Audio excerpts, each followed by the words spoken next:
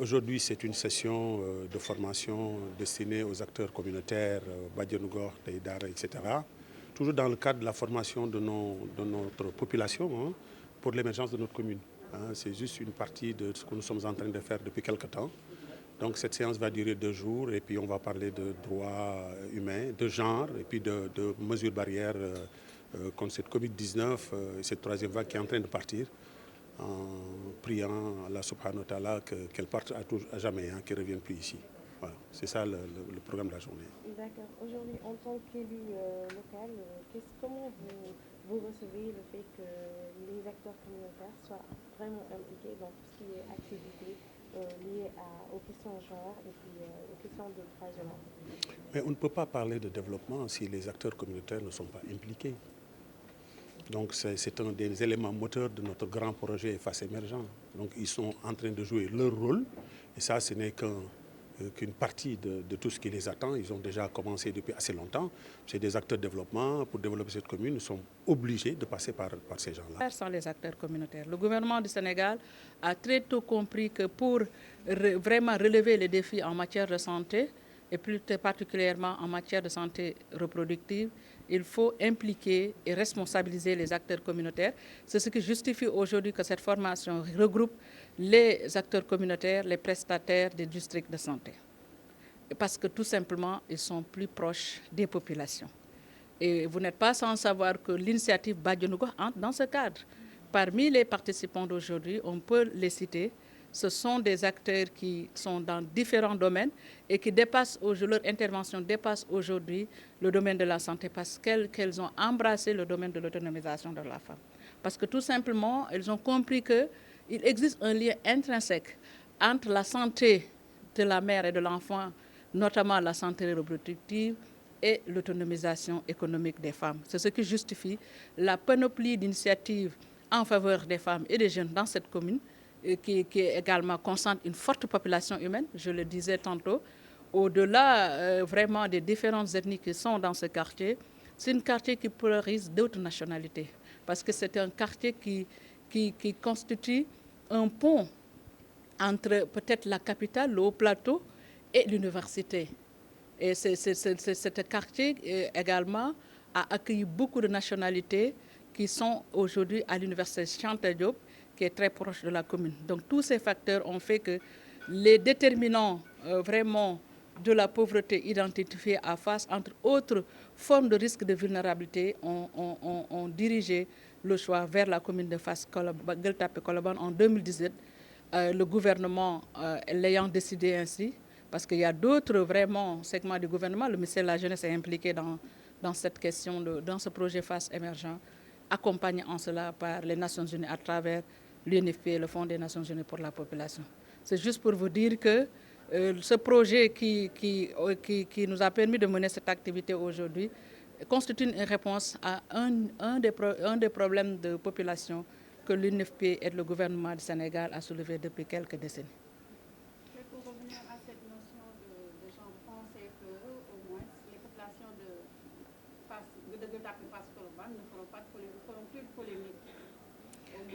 Je ne peux pas l'assurer, mais toujours est-il que nous sommes disposés à apporter les clarifications nécessaires. Aujourd'hui, il sera beaucoup plus question de clarifier et de déterminer le concept genre et les concepts qui lui sont associés.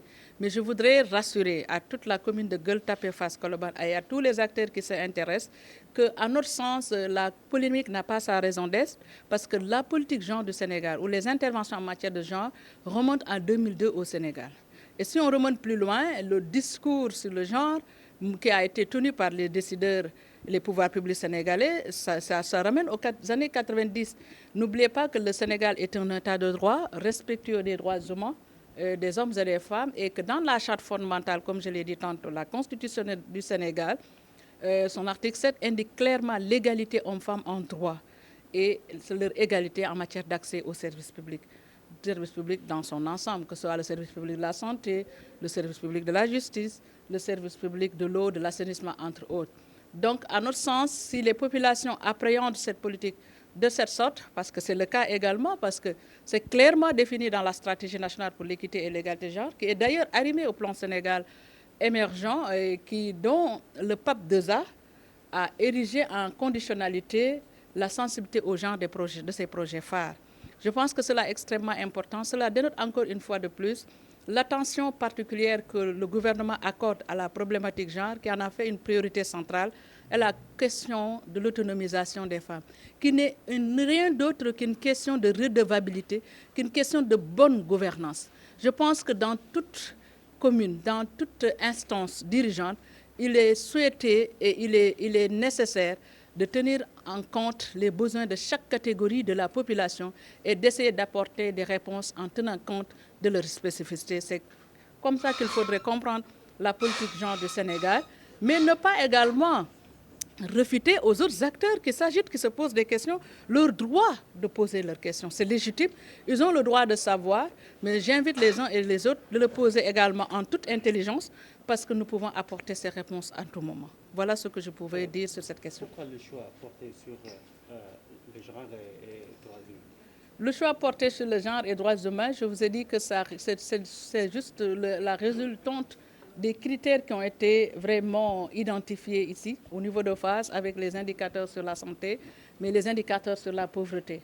Donc, ces indicateurs ont montré qu'il fallait prendre des mesures urgentes et correctives. Et nous avons également pu identifier qu'il existait des inégalités de genre dans la commune à travers les analyses qui ont prévalu, et d'où la nécessité aujourd'hui de faire comprendre comment l'intégration de l'approche genre dans les interventions pourrait permettre de réduire ces inégalités sociales. Autrement dit aussi, il fallait également lutter dans une perspective d'assurer le développement inclusif à ces populations-là, et pour le faire, il faut réduire les inégalités de genre.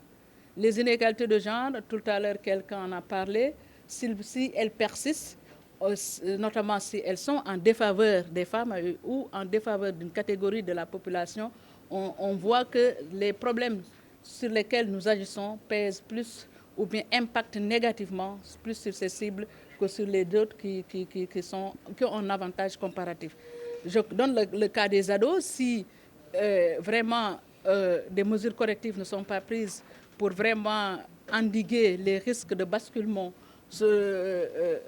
ça pourrait également annihiler les efforts de développement du capital humain au niveau de la commune.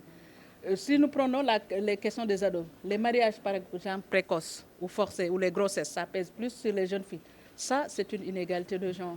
Et il faut inverser cette tendance, d'où la nécessité d'outiller les acteurs communautaires pour qu'ils puissent contribuer à la préparation, à l'encadrement et à l'accompagnement de cette jeunesse, mais également des parents de ces jeunes pour qu'ils puissent comprendre que ce sont des enjeux de développement et que vraiment, si on ne prend pas garde, ce capital humain jeune, on ne pourrait pas le préserver, et le Sénégal doit poser les conditions de son émergence sur son capital humain.